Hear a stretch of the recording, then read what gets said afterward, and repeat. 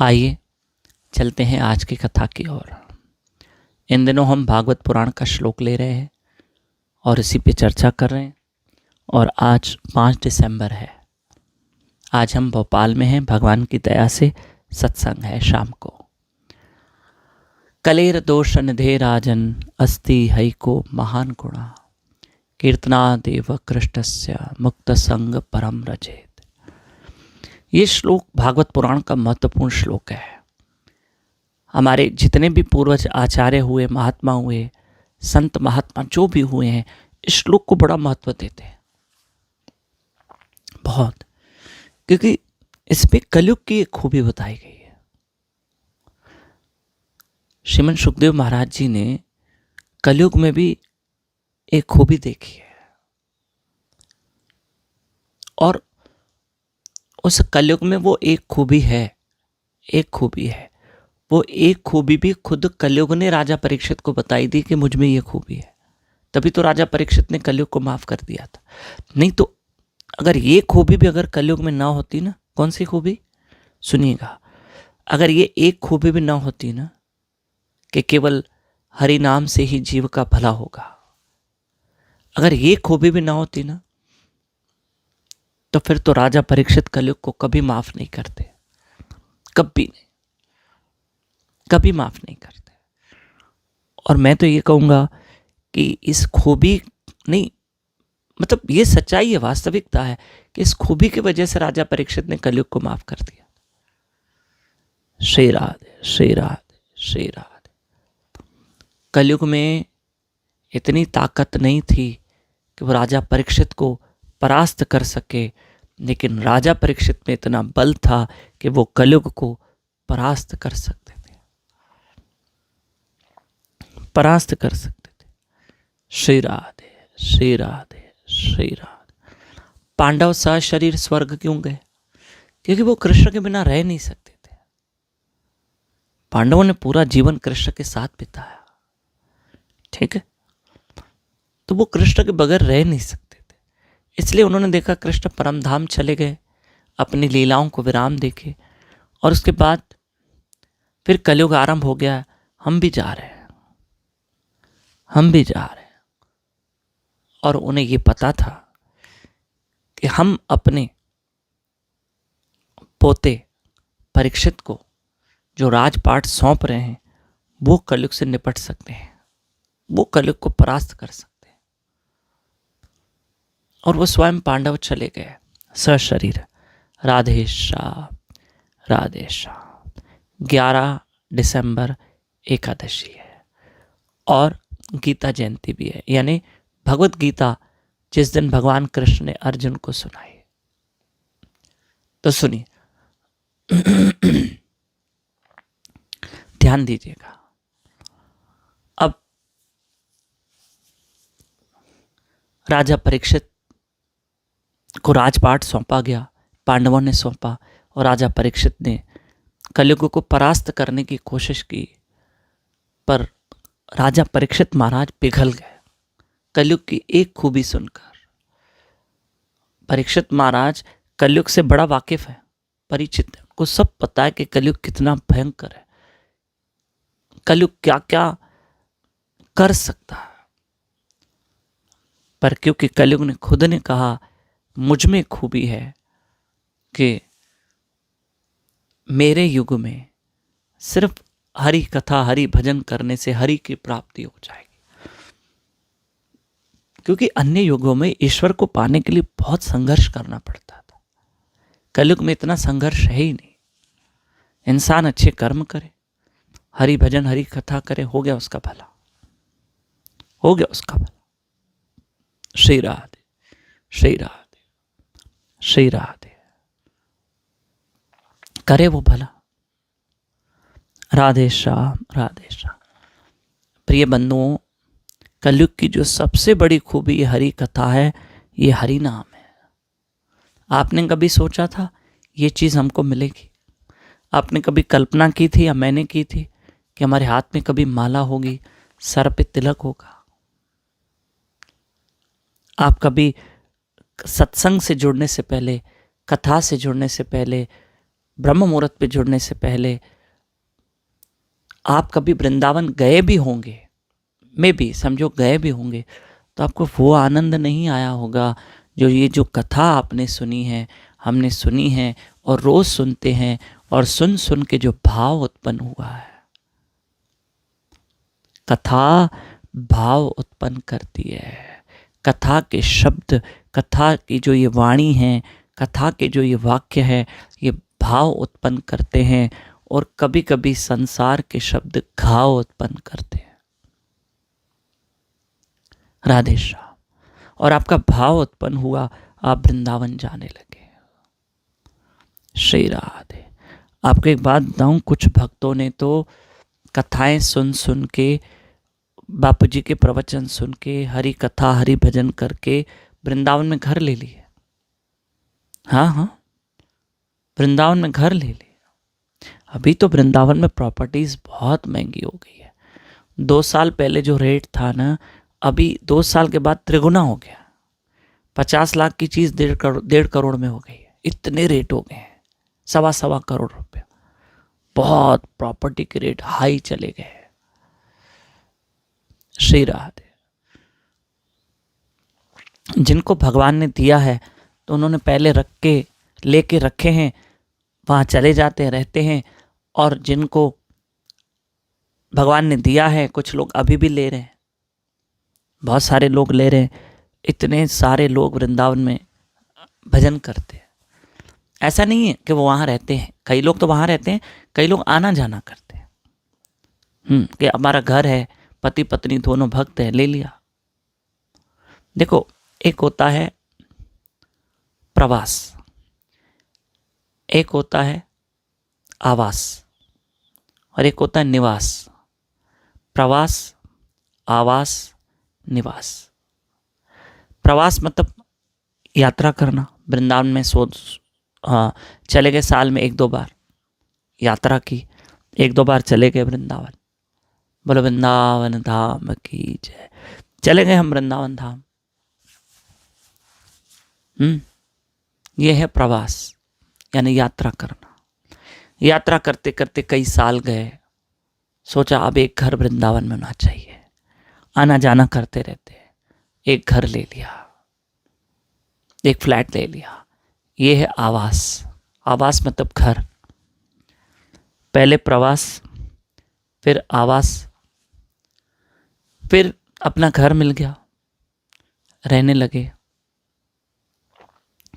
ठीक है, रहने लगे, और साल में अब 3-4 बार आना जाना कर रहे हैं कि अपना घर है, भगवान ने दिया है। फिर धीरे धीरे भाव बना, अब वृद्ध हो गए, अब बच्चों की भी शादियां हो गई, चलो अब वृंदावन में रहने लगेंगे। ये हो गया निवास। पहले प्रवास, फिर आवास, फिर निवास। श्री राधे। 5 दिसंबर है आज। 5 प्रवास, आवास, निवास। पहले राधा रानी जी की कृपा हुई, प्रवास की यात्रा, फिर आवास घर मिला, फिर और कृपा हुई तो निवास ही मिल गया। राधे श्याम। अपना भजन कीजिए, अपने नाम की कमाई कीजिए। अब आप वृंदावन जाएंगे तो फिर आपको और आनंद आएगा, बड़ा आनंद आएगा। श्री राम। क्या आपने कभी सोचा था हमारे हाथ में माला होगी? क्या आपने कभी सोचा था हमारे घर में ठाकुर आएंगे, भोग लगेगा? भोग लगेगा। देखो, हम कभी कभी घरों में जाते हैं ना, लोग इनवाइट करते हैं भगवान की दया से, तो हमने देखा है लोग इतने छोटे छोटे बाल गोपाल रखते हैं और सेवा भी प्रॉपर हो नहीं रही है। आप अच्छे से सेवा करोगे तो ही विराजमान करो, तो ही विराजमान करो। राधा कृष्ण को विराजमान करो, गौर निताई को करो, जगन्नाथ जी को करो, लेकिन आप उनकी सेवा करो। कभी कभी ठाकुरों की आप देखो, मैं क्या बताऊं, मतलब 15-15 दिन तक ठाकुरों को स्नान नहीं करवाते। श्री राधे। और हमने क्या समझ के रखा है, एक मूर्ति, एक छोटी सी मूर्ति। ना स्वयं भगवान, साक्षात भगवान है। राधे श्याम, राधे। अच्छे से सेवा करो। तो ये प्रिय बंधुओं कलयुग है, और कलयुग में हरि सेवा, हरि भजन, हरि कथा, अच्छे कर्म, ये सब इंसान को काम आएंगे। और ये आखिरी जन्म है, दूसरा लेके क्या करेंगे? ठाकुरों की सेवा करो। आपको पता है भगवान लीला करते हैं आज भी। श्री राधे। आज भी मेरा ठाकुर लीला करता है, इस पे दो मत नहीं है। कुछ समय पहले की बात है, थोड़ा समय पहले, थोड़ा, ये हमारे यहाँ ना नागपुर में भगवान जगन्नाथ जी की विग्रह है। तो एक विग्रह है हमारे पास। तो जगन्नाथ जी जो यहाँ हमारे यहाँ, ध्यान से सुनो, हम श्रृंगार कर रहे थे। तो श्रृंगार करते करते भगवान जगन्नाथ जी इतनी लीला कर रहे थे। कभी मुकुट गिरा रहे हैं, अरे मुकुट पहना रहे हैं फिर गिरा रहे हैं। बड़ा मुकुट पहनते हैं भगवान जगन्नाथ, श्री राधे। मुकुट पहना रहे हैं और मुकुट गिरा रहे हैं। फिर चलो जैसे तैसे मुकुट भगवान के शीश पर विराजमान किया, तो उनको हम कुछ फूल माला लगा रहे हैं तो वो गिर रही है। कभी हाथ का कड़ा गिर रहा है। भगवान करते हैं। तब भगवान से कहा, प्रभु अब तैयार हो जाइए और आपका श्रृंगार बहुत सुंदर लगे। मतलब भगवान क्या लीला कर रहे हैं उसको पता, वो ठाकुर उनको पता। फिर भगवान से प्रार्थना की कि प्रभु तैयार हो जाइए, कोई गलती हो गई हो तो माफ़ करना, या आपको कुछ चेंज करना है। तो कुछ उनके कड़े बड़े हाथ के चेंज किए, थोड़ा मुकुट अलग से सजाया, तो भगवान जगन्नाथ सज गए। तो भगवान सज गए। राधे श्याम, राधे श्याम, राधे श्याम, राधे श्याम। भगवान सज गए। भगवान लीला करते हैं। भगवान ये बताना चाहते हैं, कोई चीज़ आपने 2-3 बार पहनाई, धारण करवाई और गिरा दी, मतलब उनको पसंद नहीं आ रहा, उनको पसंद नहीं आ रहा। मैया यशोदा भी तैयार करती तो कान्हा बोल देते थे, मैया आज ये नहीं पहनाओ, आज ये पहनाओ, आज ये पहनाओ, आज मोर पंख ये वाला लगाओ। तो कन्हैया कह देते और मैया मेरे ठाकुर को ऐसा सजाती, आज ये वाली बंसी लेके जाऊंगा, आज वेणु लेके जाऊंगा, आज बांसुरी लेके जाऊंगा। तो मैया कन्हैया को जो ठाकुर जी चाहते मैया वैसे करती। आप भी कृष्ण को सजाओ, सुंदर सजाओ।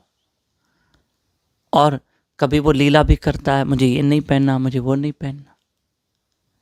श्री राधे, श्री राधे, श्री राधे, श्री राधे। हमारे यहाँ वो हमारे गुरु भाई हैं, तो उन्होंने क्या किया देखना, उन्होंने एक जगन्नाथपुरी से विग्रह ली, भगवान जगन्नाथ, बलदेव, सुभद्रा जी की, और अपने शहर लेके जा रहे थे विग्रह लेकर। अभी तो प्राण प्रतिष्ठा हुई नहीं थी, कुछ हुआ नहीं था, खाली विग्रह ले ली। अभी तो खाली विग्रह ली है, जाएंगे अपने शहर में लेके जाएंगे, प्राण प्रतिष्ठा करेंगे। तो उन्होंने जगन्नाथ, बलभद्र, सुभद्रा मैया को, अब क्योंकि प्राण प्रतिष्ठा हुई नहीं थी, तो ट्रेन में एक साफ सुथरा अपर बर्थ, उसको गंगा जल से नीट एंड क्लीन करके साफ न्यू चद्दरें बिछा के जगन्नाथ को विराजमान किया। क्योंकि अभी प्राण प्रतिष्ठा वहाँ शहर में होनी थी, जहाँ विग्रह लेके जा रहे थे। हमारे गुरु भाई हैं। तो जगन्नाथ, अब सुनने जैसा विषय। जय जगन्नाथ। आज जगन्नाथ जी की याद आ गई। जय जगन्नाथ, जय जगन्नाथ, जय जगन्नाथ, जय जगन्नाथ। तो बिल्कुल अपर सीट को नीट एंड क्लीन करके भगवान को बिठा दिया, जगन्नाथ, बलदेव, सुभद्रा भैया। अब ठाकुर जी कहाँ बैठ गए? बढ़िया ट्रेन में, 3rd AC में, 2nd AC में, जो भी था उस वक्त, जो उनकी रिजर्वेशन थी, बढ़िया बैठे हुए हैं। ऐसे में ट्रेन चली।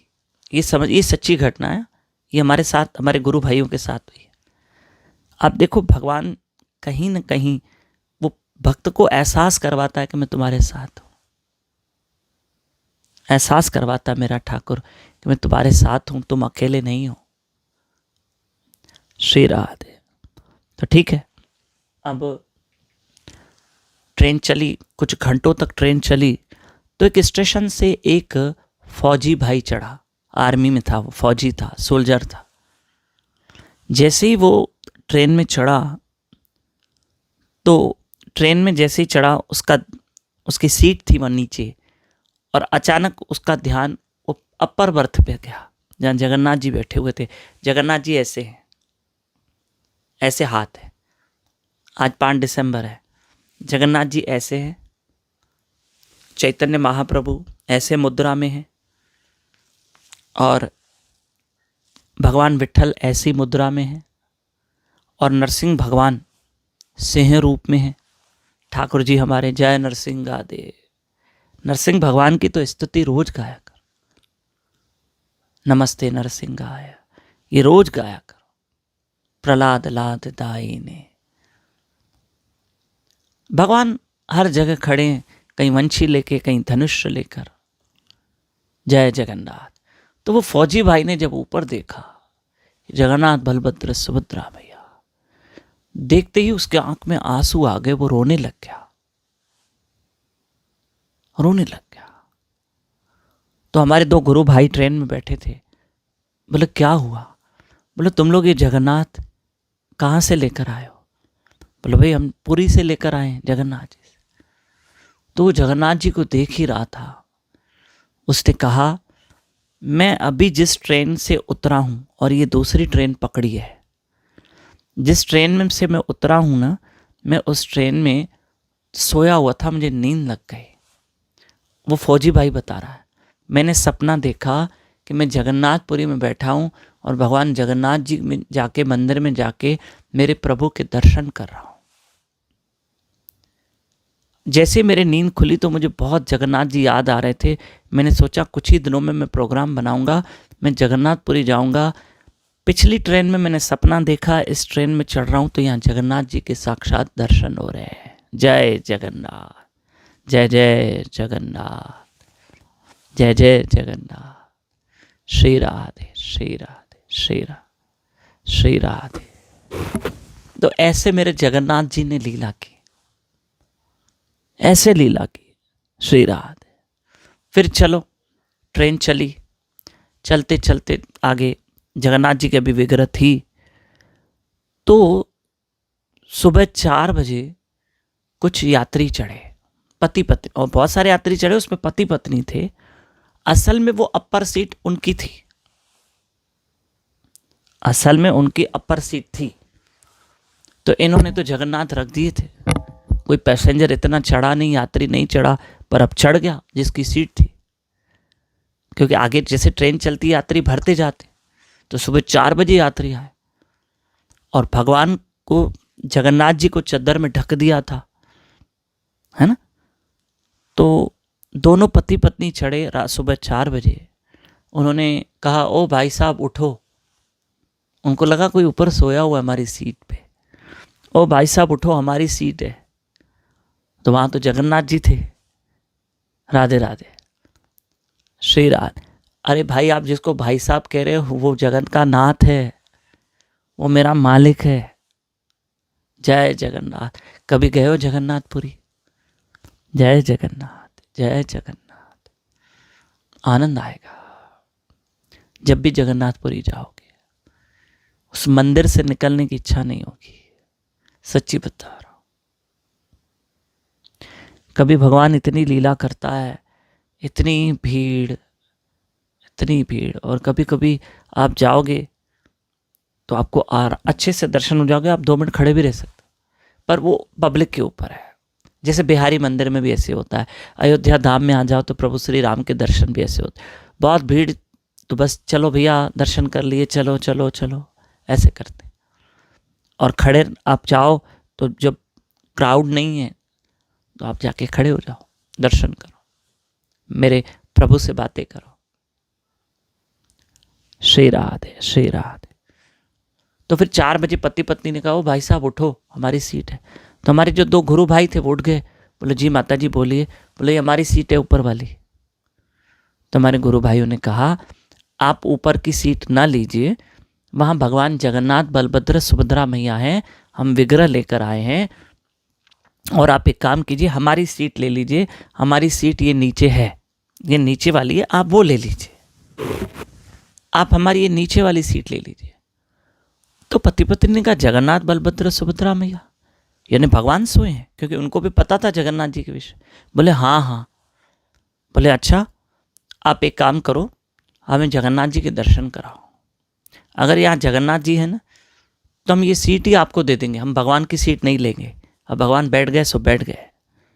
तो उन्होंने दर्शन करवाया, तो वो पति पत्नी हैरान, क्योंकि वो भी भगवान के प्यारे थे। उन्होंने दर्शन किया तो जगन्नाथ, बलदेव, सुभद्रा, उनके आंख में भी आंसू आ गए कि हमारी सीट पे पहले ही भगवान बैठ गए। और वो भी बड़ा खुश हो गए, और वो पति पत्नी ने वो सीट ही नहीं ली, जाके कहीं एडजस्ट कर लिया। और फिर दिन भर जो ट्रेन चली, वो किसी स्टेशन से फ्रूट लेकर आए, भगवान को भोग लगा रहे पति पत्नी। जैसे वो मान लो कंपार्टमेंट जो ट्रेन का था वो मंदिर बन गया, और लोग दर्शन करने आ रहे। भगवान ने वहाँ भी लीला की। ये है मेरे ठाकुर जी की लीला। जय जगन्नाथ, जय जय जगन्नाथ। आज भी हम अपने हरि की महिमा सुने, मेरे प्रभु की महिमा सुने। आज 7 दिसंबर शनिवार है, और हरि कथा आप सुन रहे हैं। आज हम भगवान की कृपा से इंदौर में हैं, और चलते हैं आज के कथा की ओर। इन दिनों जो हम श्लोक ले रहे हैं कि कलेर दोष निधे राजन अस्ति हई को महान गुणा, कीर्तना देव कृष्णस्य मुक्त संग परम रजेत। हे राजन, यद्यपि ये कलयुग दोषों का सागर है, फिर भी इसमें एक अच्छा गुण है। केवल हरे कृष्ण महामंत्र का कीर्तन करने से, प्रभु का कीर्तन करने से ही मनुष्य भव बंधन से मुक्त हो जाता है और भगवान के दिव्य धाम को प्राप्त होता है। मेरी माताओं, मेरे भाइयों, इस श्लोक पे रोज चर्चा चल रही है। 1-2 दिन और चर्चा चलेगी, फिर हम एक और श्लोक, अन्य श्लोक पे चर्चा करेंगे। कभी भगवत गीता, कभी भागवत पुराण, कभी अन्य पुराण, कभी अन्य शास्त्र, बहुत सारे विषयों पे चर्चा होगी। लेकिन आप ब्रह्म मुहूर्त ना छोड़ें। श्री राधे, श्री राधे, श्री राधे, श्री राधे, श्री राधे। हमने यूएस में, आपको पता है ये ब्रह्म मुहूर्त यूएस के लोग भी सुनते हैं। तो अगर अभी यहाँ मॉर्निंग है तो वहाँ इवनिंग है, यानी कल की शाम है। ठीक है। तो कई लोग क्या करते हैं, इसी ब्रह्म मुहूर्त को अपने ब्रह्म मुहूर्त के अनुसार सुनते हैं। जब वहाँ अमेरिका में 5 बजते हैं ना सुबह में, तब वो उठ के ये ब्रह्म मुहूर्त सुनते हैं। वो अपने अकॉर्डिंग टाइम के अनुसार चलते हैं। श्री राधे। और वे ब्रह्म मुहूर्त अटेंड करते हैं। श्री राधे। बस वो श्रद्धा चाहिए। जबकि यूएस में कितनी ठंड होती है, माइनस टेम्परेचर चला जाता है इन दिनों, लेकिन वो सुनते हैं, वो लाभ लेते हैं। जैसे आप लाभ लेते हो वैसे वो भी लेते हैं। श्री राधे, श्री राधे, श्री राधे। तो ये दोषों का सागर है कलयुग। इसमें अवगुण है, इसमें दोष है, इसमें एक अच्छाई है, मेरे प्रभु का कीर्तन, मेरे प्रभु की महिमा, मेरे हरि की महिमा। जितने हरि गुण गाओ, शास्त्र तो कहते हैं वो लोग भाग्यशाली हैं जो हरि के गुण गाते हैं। वो लोग भाग्यशाली हैं जो हरि के गुण गाते हैं। श्री राधे, श्री राधे, श्री राधे, श्री राधे, श्री राधे, श्री राधे। ध्यान से सुनना।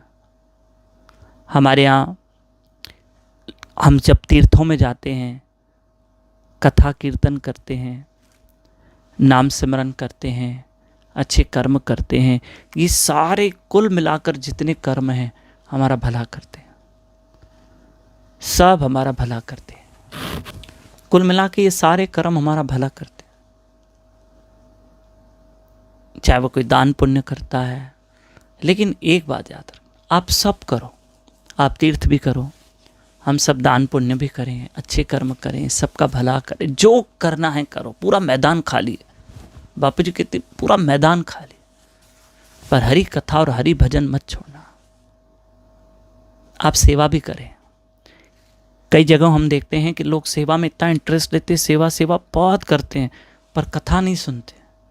सत्संग तो सुननी पड़ेगी, हरि कथा तो सुननी पड़ेगी, सेवा भी कीजिए, सिमरन भी कीजिए, सब कीजिए, पर सत्संग अपनी जगह पे है, हरि कथा अपनी जगह पे है, हरि नाम, मेरे हरि के नाम का जाप अपनी जगह, वो तो करना है, वो तो कंपलसरी है। सेवा भी कंपलसरी है। यदि आप सेवा को कंपलसरी समझ रहे हैं, आपको करनी है, बिल्कुल कीजिए, जहां जिसकी सेवा करनी है करो। कई लोग पशुओं की सेवा करते हैं, पक्षियों की सेवा करते हैं, कई लोग वृद्धाश्रम में सेवा करते हैं, कई गौ माताओं की सेवा करते हैं, जो जिसको अच्छा लगे। श्री राधे, श्री राधे, श्री राधे। हमें एक बहुत पुरानी बात है, हमें एक व्यक्ति मिला, माफ़ करना मुझे नहीं बोलना चाहिए, वो व्यक्ति थोड़ा ईगो वाला आदमी था, जो बात करने का उसका टोन होता था बड़ा खतरनाक, बड़ा खतरनाक बात करने का टोन। मैंने ऐसे किया, मैंने वैसे किया, मैंने, ठीक है, हरि कृपा करे सब पे। लेकिन एक समय था, हम उससे मिले तो उसने अपने घर के पास गौशाला बना के रखी थी, 6-7 गौ माताएं थी, और वो गौ माता का दूध दोहन कर रहा था। उस रूप में देखकर हम हैरान हो गए कि कल तक तो ये सफारी फारी पहन के घूमता था, आज वो देखो तो सिंपल से वस्त्र धारण करके गौ माता का दूध दोहन कर रहा है। तो ये कैसे रूप चेंज हुआ? तो उसने कहा, व्यक्ति ने, कि प्रभु जी मैंने ना एक महात्मा की सत्संग बहुत सुनी, उसने गौ माता की सेवा के लिए बहुत कहा, तो मैंने अपने घर के बाहर ही, जो मेरा प्रांगण बहुत बड़ा था, उसमें गौशाला देखो बना ली है। अब मुझे गौ सेवा में इतना आनंद आता है, इतना आनंद, बस लगता है इनकी सेवा करता रहो। सत्संग का परिवर्तन देखो, किसी महात्मा की सत्संग सुनी, इतना परिवर्तन कि आज वो व्यक्ति जो महंगे महंगे शूज़ पहनता था, आज वो गौशाला चला रहा है। मुझे अभी का नहीं पता, ये 4 साल पहले वो व्यक्ति मुझे मिला था, जो गौ माता का करता होगा, अभी भी दूध दोहन कर रहा था, सिंपल से कपड़े पहने थे। बोले मुझे बड़ा आनंद आता। तो किसी को गौ सेवा में आनंद आता है, बिल्कुल कीजिए, जहाँ जिसकी। हमने कहा कि गुरु कृष्ण और राधा रानी की कृपा से हमारे भक्त सुबह में रोज गौ माता को रोटियां खिलाने जाते हैं। हमें ये सेवा बहुत अच्छी लगी, बहुत अच्छी लगी। संस्था सेवा कर रही है, कराने वाले ठाकुर जी, मेरी राधा रानी जी, मेरे गुरु महाराज जी, संस्था कर रही है, और आप लोगों का सहयोग है, इसमें हमारा कोई रोल नहीं है, बस संस्था कर रही है। आगे और इन एक्टिविटीज़ को बढ़ाएंगे, बहुत बढ़ाएंगे। राधे श्याम, राधे श्याम, राधे श्याम, राधे श्याम, राधे श्याम। श्री राधे, श्री राधे, श्री राधे, श्री राधे, श्री राधे। तो जिसकी जहां आप अच्छे कर्म करो, सेवा करो, जो करना, पर भजन और कथा मत छोड़ना। कथा आपकी सेवा को और बढ़ाएगी। श्री राधे। देखो कभी कभी क्या होता है, सेवा करते करते भी इंसान को अहंकार हो जाता है। इंसान है, मैंने ऐसे किया, मैं कर रहा हूं, ये मैंने होता। तो ये अहंकार रूपी वायरस ना आए, इसलिए हरि कथा सुनते रहो। हरि कथा तो भैया एंटीवायरस है, जो इस अहंकार के वायरस को मार देगी। एंटीवायरस है, जैसे लैपटॉप कंप्यूटर में एंटीवायरस आप इंस्टॉल करवाते हो ना। राधे श्याम, राधे श्याम, राधे श्याम करवाते हो ना। श्री राधे, श्री राधे। जैसे आप करवाते हो, इंस्टॉल करवाते हो, एंटीवायरस जरूरी है, ऐसे हरि कथा हमारे अंदर के विकारों को बाहर निकालती है। मत छोड़ना। ये देखो जीते जी आप इस ज्ञान की गंगा में, मेरे प्रभु की कथा में आप गोता मार रहे हो। ये स्वयं में गंगा माता है। ये सत्संग हरि कथा स्वयं में एक बहुत बड़ा तीर्थ है। कई ऐसे अभागे लोग होते हैं, अभाग होते हैं, जो कभी जीते जी न मंदिर सत्संग, न कथा, न कीर्तन, न तीरथ, कुछ नहीं, कुछ भी नहीं। श्री राधे। या तो वो संसार में इतने रचे पचे रहते हैं, या तो वो नास्तिक होते हैं। तो इसलिए उनको दान धर्म में कहीं रुचि नहीं, कुछ नहीं। श्री राधे, श्री राधे, श्री राधे। कहीं नहीं, न भजन, न नाम सिमरन, न तीर्थ जाना, कुछ। अरे करो, अरे न करने से तो करना बहुत ज्यादा बेहतर है। कुछ तो करो, जहां आपकी रुचि हो कुछ करो, करो। श्री राधे, बिल्कुल करो। राधे श्याम। ये देखो, दिखाओ, शिखा है, ये देख रही शिखा पीछे, ये भी हम बांधेंगे थोड़ी देर में, अभी क्योंकि बाल गीले हैं बहुत, इसलिए, क्योंकि हम बांध के छोड़ते हैं, ऐसे नहीं छोड़ते। श्री राधे। अभी बांधेंगे इसको, कि बिना बांधे शिखा नहीं रखनी चाहिए, हम अवश्य बांधेंगे, अभी बांधेंगे, बहुत गीले बाल। श्री राधे। और उसके बाद तिलक, बिना तिलक के तो मज़ा ही नहीं आना चाहिए हमको। कैसे बिना तिलक के हम कहीं आए जाएं? तिलक तो हमारा सनातन धर्म है। कुछ करो, न करने से कुछ करना बेहतर है, बहुत बेहतर है। श्री राधे, श्री राधे, श्री राधे, श्री राधे, श्री राधे, श्री राधे। न करने से कुछ करना बेहतर है। श्री राधे। ये शिखा बंध जाए। राधे श्याम। श्री राधे, श्री राधे। हाँ, बंद गई।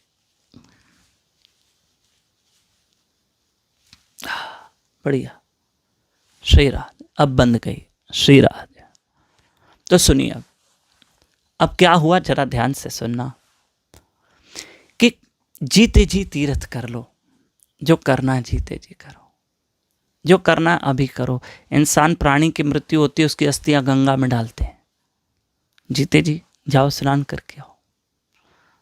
मुझे क्या पता कि मेरे जाने के बाद लोग अस्थियों का क्या करेंगे, मैं थोड़ी देखूंगा। जीते जी मैं करके आऊँगा तो मुझे खुशी होगी। याद रखना, जब भी आप अच्छे कर्म करोगे आपको खुशी होगी। आप कहीं दान पुण्य करके आओगे आपको खुशी होगी, अच्छा, मन को संतुष्टि मिलती है कि वाह भगवान आपने कुछ अच्छा करवाया, वाह भगवान आपने अच्छा करवाया कुछ। श्री राधे, श्री राधे, श्री राधे, श्री राधे, श्री राधे, श्री राधे। समझ गए? अच्छा करवाया, वाह भगवान। एक बुजुर्ग माता थी, एक दृष्टांत सुनना, हमारे गुरु महाराज बताते हैं कि एक बुजुर्ग माता थी, वो घर के कामों में, बहू बेटों में, पोते पोतियों में इतने उलझी रहती थी कि वो कभी किसी तीर्थ में नहाने नहीं गई, स्नान नहीं किया, न कभी गंगा माता का स्नान किया, न जमुना माता का स्नान, कुछ नहीं, कुछ नहीं। एक दृष्टांत बड़े ध्यान से सुनना, 2 मिनट कहीं नहीं जाना। 7 दिसंबर है आज। श्री राधे। कहीं नहीं जाना। तो श्री राधे, श्री राधे, श्री राधे, श्री राधे, श्री राधे। तो वो कहीं नहीं गई। बच्चे कभी कभी कहते माँ चलो ना, चलो हम तीर्थ करवा के आते हैं। बेटे कभी कभी बोले नहीं नहीं नहीं, बस घर छोड़ के कौन जाएगा, परिवार छोड़ के कौन से जाए। ना बाबा मेरे छोटे छोटे पोते, ना बाबा मेरे छोटे छोटे बच्चे, ना मुझे ये काम करना होता है, मुझे वो काम करना होता है। श्री राधे, श्री राधे, श्री राधे। कोई हमें कहता है ना हम माँ बाप की सेवा करते हैं, ये भी खुशी की बात है, ये भी करो, ये भी करो। कोई कहता है माँ बाप के चरणों में स्वर्ग है, अच्छी बात है, सही बात है, ये भी करो। कुछ तो हमारे हाथ से अच्छे कर्म हो। श्री राधे, श्री राधे। कोई कहता है मैं धन होता है ना, दान करने में विश्वास नहीं करता हूं, मैं अन्न दान में विश्वास करता हूं, ये भी करो। जहां तुम्हें अच्छा लगे कुछ तो करो, कुछ तो करो, करना तो पड़ेगा। तो ये दृष्टांत ध्यान से सुनना, 2 मिनट के लिए कहीं नहीं जाना। तो वो माता कभी तीर्थों में नहीं गई, कभी नहीं।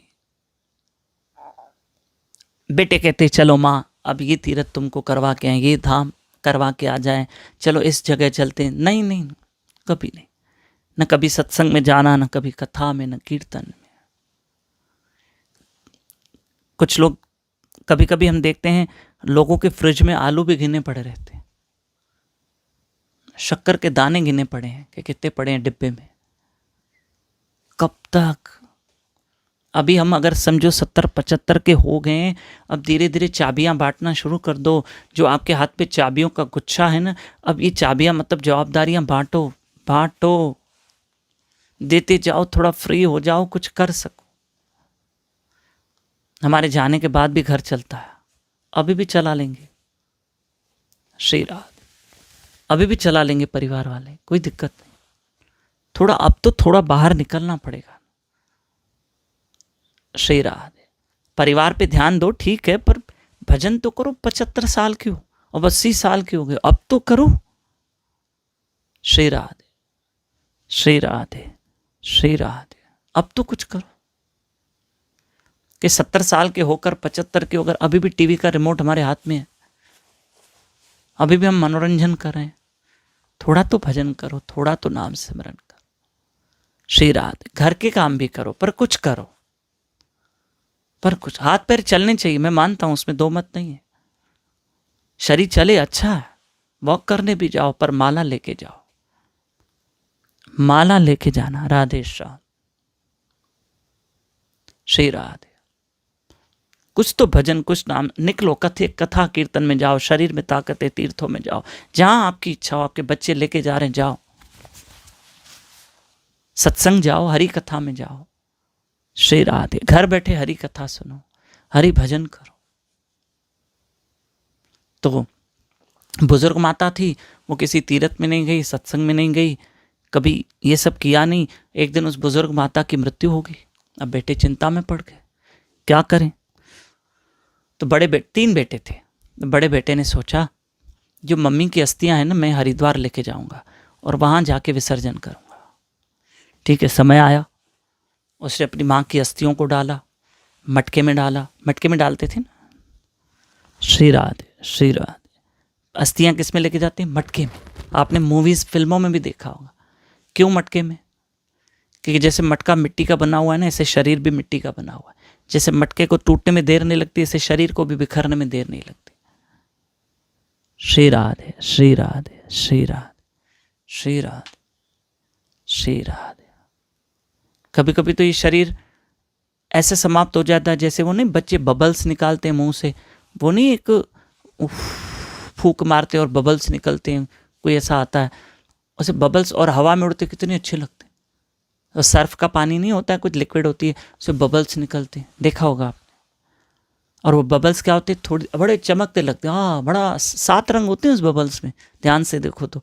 पर जैसे ऐसे हवा में फूट जाते, ऐसे कभी कभी शरीर ऐसे ही समाप्त हो जाते, पता ही नहीं चलता, बबल्स की तरह समाप्त हो जाता श्री राधे।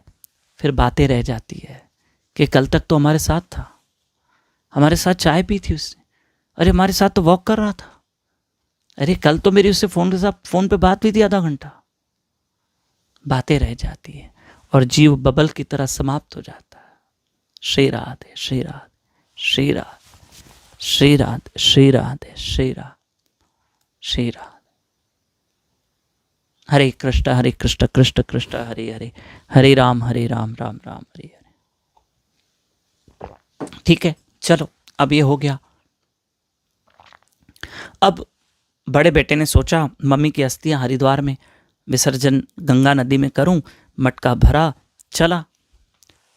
तो अब वो जैसे ही हरिद्वार जा रहा था ट्रेन में, तो ट्रेन चली, बहुत देर तक ट्रेन चली, आगे बहुत सारे मंजिल पार हुए, स्टेशन पार हुए। कुछ लोगों को वहां लगा कि ये मटके क्यों लेकर आया, और उसको कहा भैया ये ट्रेन से उतरो, तुम अस्थियां लेकर आए हो। पहले ज़माने में लोग इस बात का वहम करते थे, अस्थियां देख के वहम करते थे श्री राधे। तो उसको कहा भैया तुम बोगी चेंज करो अपना। ठीक है, उसे बोगी चेंज किया, या लोगों ने कहा उतर जाओ, जैसे तैसे उसने मैनेज किया। बस ऐसे लग रहा था कि अस्थियां पहुंचे हरिद्वार तक श्री राधे श्री राधे श्री राधे श्री राधे श्री राधे। अस्थियां हरिद्वार तक पहुंचे। अब वो घर से निकला, एक स्टेशन पे वो उतर गया जहाँ से इसको दूसरी ट्रेन हरिद्वार के लिए पकड़नी थी। जैसे तैसे वो एक मंजिल तक तो पहुंच गया, एक स्टेशन तक पहुंच गया, पर जहाँ से उसकी दूसरी ट्रेन पकड़नी थी हरिद्वार तक, वहाँ उस शहर पे उसकी वो दूसरी ट्रेन निकल गई, छूट गई, वो ट्रेन उसकी छूट गई और ये वहाँ पर खड़ा है। अब दूसरी स्टेशन और दूसरी ट्रेन का इंतज़ार कर रहा है कि दूसरी ट्रेन कब मिलेगी, कब अस्थियाँ लेके जाऊँ। तो मन में सोचा, जिस शहर में उतरा हूँ, जहाँ से मुझे ट्रेन चेंज करनी है, श्री राधे, जहाँ से मुझे ट्रेन चेंज करनी है, मेरी ट्रेन तो छूट गई, अब मैं क्या करूँ, मैं कैसे करूँ। तो उससे क्या किया कि सोचा, इसी शहर में तो मेरा एक दोस्त रहता है, मैं उसको अच्छे से जानता हूँ और मुझे तो उसका एड्रेस भी है, पर उस ज़माने में कोई मोबाइल फ़ोन तो थे नहीं कि कॉल करके जाएं। मुझे एड्रेस है इसका, और अभी शाम का समय है, कौन सी ट्रेन है, उसने इंक्वायरी की, कोई और ट्रेन तो है नहीं हरिद्वार के लिए। पहले ज़माने में बहुत कम ट्रेन चलती थी, अभी तो हमने सुना है, ऐसा सुना है कि 900 950 कुछ ट्रेनें चल रही है सिर्फ कुंभ के मेले के लिए।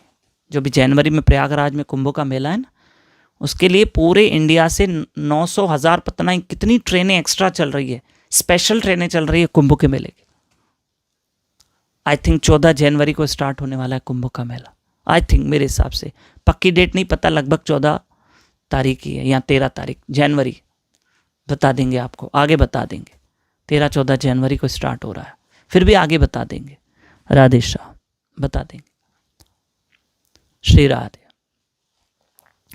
तो अब उससे सोचा, दूसरी कोई ट्रेन है नहीं, यहाँ मेरा एक दोस्त रहता है, अब शाम का रात हो रही है, अब मैं कहाँ जाऊँ, दोस्त के घर चला जाता हूँ, या मेरा दोस्त है, कुछ सालों से मिला नहीं हूँ, और अब जाता हूँ, देखा जाएगा जो होगा, मित्र के घर चला जाता हूँ। अब अस्थियों का मटका कैसे लेके जाए दोस्त के घर, ये उसी माँ की अस्थियां थी जिससे कभी तीर्थ नहीं किया। सुनना दृष्टांत, वो दोस्त के घर गया तो उसने क्या किया, जो माँ की अस्थियां थी, वो कैसे हो जाती अस्थियां इंसान की, लकड़ी जैसी, कोयले जैसी, काली काली।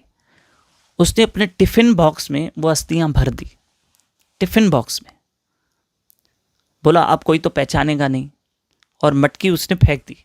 अब क्या करूं, दोस्त के घर कैसे लेके जाऊं, और पूरी रात स्टेशन पे बैठ के क्या करूं, ट्रेन तो फिर कल सुबह में है, अब मैं कैसे करूं, अब 14 घंटे में स्टेशन 15 घंटे बैठ जाऊं, क्या करूं।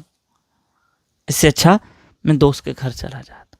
छोटी सी कपड़ों की बैग थी, टिफिन था, टिफिन में माँ की अस्थियां डाल दी, कि मजबूरी थी उसकी, बस उसकी इच्छा थी कि मेरी माँ की अस्थियां हरिद्वार कैसे भी पहुंचे। और वो अपने दोस्त के घर पहुंचा। जब दोस्त ने दरवाजा खोला तो दोस्त खुश हो गया, अरे तुम आए हो, बहुत गले मिला उससे, आ जाओ आ जाओ, इतने सालों के बाद कैसे जा रहे हो, कहाँ से आ रहे हो, और तुम्हारा कोई पत्र नहीं मिला, चिट्ठी नहीं मिली, अचानक आ गए हो। बोले बस मैं हरिद्वार जा रहा था तो मेरी ट्रेन छूट गई और मैं सोचा तुम्हारे घर चला आता हूँ। पर उसने अस्थियों के बारे में नहीं बताया, कुछ नहीं, घर में कैसे अस्थियां लेकर आएंगे। तो इससे क्या किया कि घर के आंगन में, उस दोस्त के घर के आंगन में अच्छी जगह पे माँ की अस्थियां जो टिफिन में थी वो रख दी, और कपड़ों की बैग भी बाहर रख दी। और दोस्त आया तो ये जैसे ही पहुंचा वहां, तो वो दोस्त तो खुश हो गया, अरे आओ आओ तुम मेरे घर आयो। उस दोस्त ने अपनी पत्नी से कहा, देखो मेरा दोस्त आया फलाने शहर से, और कल वो हरिद्वार जाएगा, आज की रात वो हमारे यहाँ रुकेगा, एक काम करो तुम भोजन की व्यवस्था कर लो।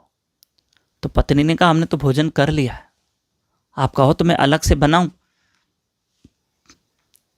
आप कहो तो मैं अलग से बना लेती हूँ, या तो आप बाहर से अच्छा खिला के आ जाओ। तो कहा ठीक है, अब चलो, बोला अलग से मत बनाओ, उसको मैं बाहर खिला के आ जाता। अब उसको बाहर खिलाने गया दोस्त को, चल आज बाहर खाना खा के आते हैं, आज बहुत दिनों के बाद आयो, थोड़ा चटपटा खा लेते हैं, चलो। लेके गया अपने दोस्त को। अब इसकी, जिस व्यक्ति का घर था, उसकी जो पत्नी थी, उसने देखा अरे मेरे पति का दोस्त आया, ये टिफिन बाहर रख दिया है, ये कपड़े बैग बाहर रख दिए। बाहर क्यों रखे, बाहर क्यों रखे? और ये टिफिन तो बहुत भारी है, ये टिफिन में क्या है? लगता है बेचारे का खाना वाना बच गया होगा, पता नहीं क्या है। और उसने टिफिन खोला तो उस स्त्री को समझ में नहीं आया कि क्या है। अरे राम राम, पता नहीं क्या भर के आए, पता नहीं इस पे क्या क्या है। अब उस स्त्री ने जब टिफिन खोला माता ने, तो उसको समझ में नहीं आया कि अस्थियां हैं और राख है, पता नहीं क्या है। उसने क्या किया, घर के बाहर बोला टिफिन धो के रखती हूँ, और उसने क्या किया, वो टिफिन पूरा जाके बाहर कचरे में पलटा दिया। श्री राधे, श्री राधे। बाहर जहाँ गटर चैम्बर था ना, वहाँ डाल के आ गई। अरे राम राम राम, मेरे पति का दोस्त पता नहीं क्या क्या लेकर आया, कुछ भी लेकर आया, पता नहीं क्या मिट्टी है, राख है, पता नहीं क्या, वो डाल के आ गई और 2 धाके टिफिन रख दिया। अब समझना, अब समझना, ये विषय समझने जैसा इसलिए बताया जा रहा है। अब दोनों दोस्त भोजन करके आए, सोए रात को। सुबह तो अब इसको हरिद्वार निकलना था। अब इसने बैग उठाई, वो तो ठीक था पर टिफिन हल्का था।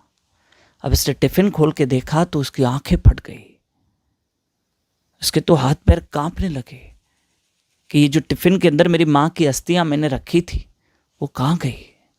अगर मटके में अस्थियां लेकर आता तो घर वालों को वहम होता था, वो आने ही नहीं देते थे, मेरा दोस्त भी आने नहीं देता था, क्योंकि अस्थियों को लोग घर में नहीं लाते।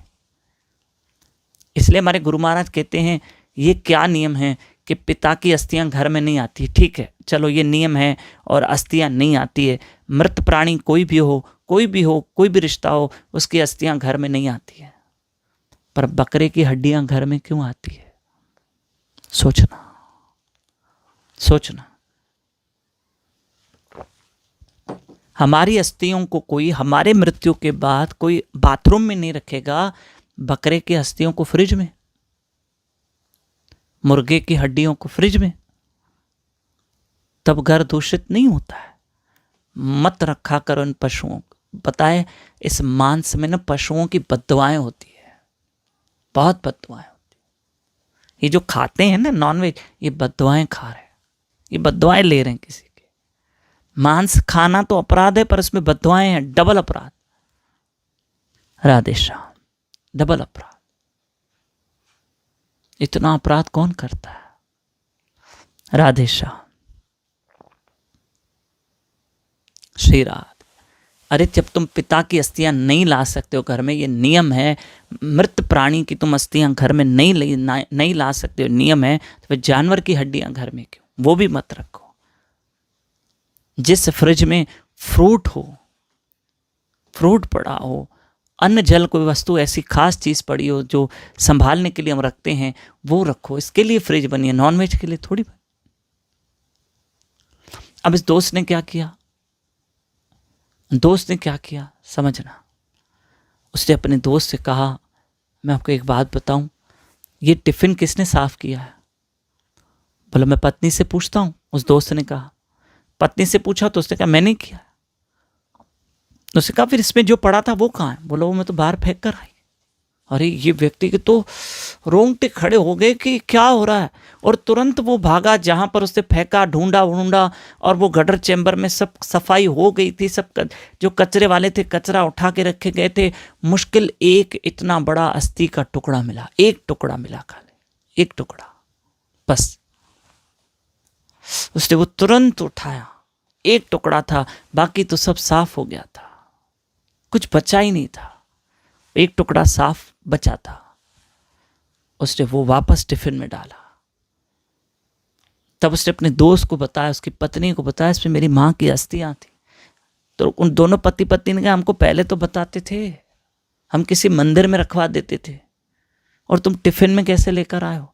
और इस स्त्री ने कहा मैंने कभी देखी नहीं कि अस्थियां कैसे होती है, कि कोयले जैसी होती है, राख होती, मुझे क्या पता, मुझे पता नहीं क्या लेकर आए हो, तो मैंने सोचा साफ करके रखती हूँ, आपकी सेवा करती हूँ। अब इसने वो एक अस्थि का टुकड़ा लिया। क्या लिया? एक टुकड़ा।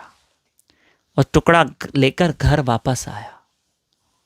बाकी 1 मिनट की कथा बाकी है। अब लोग तो पूछते हैं अस्थियां विसर्जन करके आए, तो इसने तो सबको हाँ बोला, क्या बताए दुनिया को, अड़ोसी पड़ोसी। बोला हाँ हो गया। लेकिन आके दोनों भाइयों को अकेले में बताया कि सुनो ऐसी ऐसी हालत हुई है, ऐसी ऐसी बात हुई है, क्या करूं। तीनों भाई अंदर ही अंदर रोने लगे कि हमारी माँ को जीते जी गंगा नसीब नहीं हुई, जीते जी गंगा नसीब नहीं हुई। एक दृष्टांत है ये, समझना। और मृत्यु के बाद भी गंगा नसीब नहीं हुई, ऐसी हालत हो गई। तीनों भाइयों ने कहा एक काम करते हैं, मैं आपसे रिक्वेस्ट करता हूं, जीते जी जाके तीर्थ नहाना, हरि कथा, जो जहां जितना समय मिले, जैसे समय मिले, परिवार को बैलेंस करते हुए, रिश्तों को बैलेंस करते हुए तीर्थ करो, भजन करो, सिमरन, अच्छे कर्म, जो आपसे अच्छा बन पता करो। बस समय कहीं व्यर्थ नहीं जाना चाहिए। किसी को पूछो ये मोबाइल पे बैठ के क्या कर रहे हो, बोलो टाइम पास कर रहा हूं। मतलब टाइम है तभी तो पास कर रहा है। उस दिन बात निकली थी ये, टाइम पास, यानी टाइम को हम बर्बाद कर रहे हैं। इससे अच्छा वो समय ईश्वर को ना दे, इससे अच्छा वो समय भगवान को ना दे। श्री राधे श्री राधे श्री राधे श्री राधे। परमात्मा को ना दे वो समय, ऐसे ही छोड़ दे। नहीं, ऐसा मत करना। तो तीनों भाइयों ने सोचा हम कुछ दिनों के बाद मिलकर हरिद्वार जाएंगे और इस अस्थि को लेके जाएंगे। अब तीनों भाई, समय बीता तो तीनों भाइयों ने कहा चलो हम हरिद्वार जाते हैं। पर अब तीनों भाइयों को सिर्फ ये राज पता था, ये बात पता थी, बाकी किसी को नहीं पता था, उनकी पत्नियों को भी नहीं पता था। तो तीनों भाइयों ने कहा चलो हम मिलके हरिद्वार चलते हैं, मम्मी की जो एक अस्थि बची है वो भी विसर्जन करके आते, चलो करते हैं। उन्होंने मम्मी की अस्थि, एक सोने की डिब्बी बनाई, उसमें अस्थि डाल दी, एक हड्डी का जो टुकड़ा, अस्थि का टुकड़ा था वो डाल दिया, ऊपर से कॉटन मॉटन डाल के पैक कर दिया, और सोने की डिब्बी, चलो सोने की डिब्बी में विसर्जन करेंगे, अच्छे से हो जाए। माँ के लिए अच्छा कर्म जितना करो उतना अच्छा है, उतना अच्छा। अब तीनों पत्नियों को पता चला कि हमारे पति हरिद्वार जा रहे हैं, हम भी चलेंगे। उनको तो और कुछ तो पता नहीं था, उनको लगा हरिद्वार तीर्थ करने जा रहे तो हम भी जाए। तो तीनों ने कहा हम तीनों भाई जाएंगे, आप मत चलो। नहीं, बोले हम भी चलेंगे, हमको भी तीर्थ करवाओ। ठीक है चलो भाई, अब क्या करें। तीनों भाई उलझे हुए थे, तीनों पत्नियों को कुछ नहीं पता था, कुछ भी नहीं पता था। ऐसी विडंबना हो गई। सब हरिद्वार पहुंचे।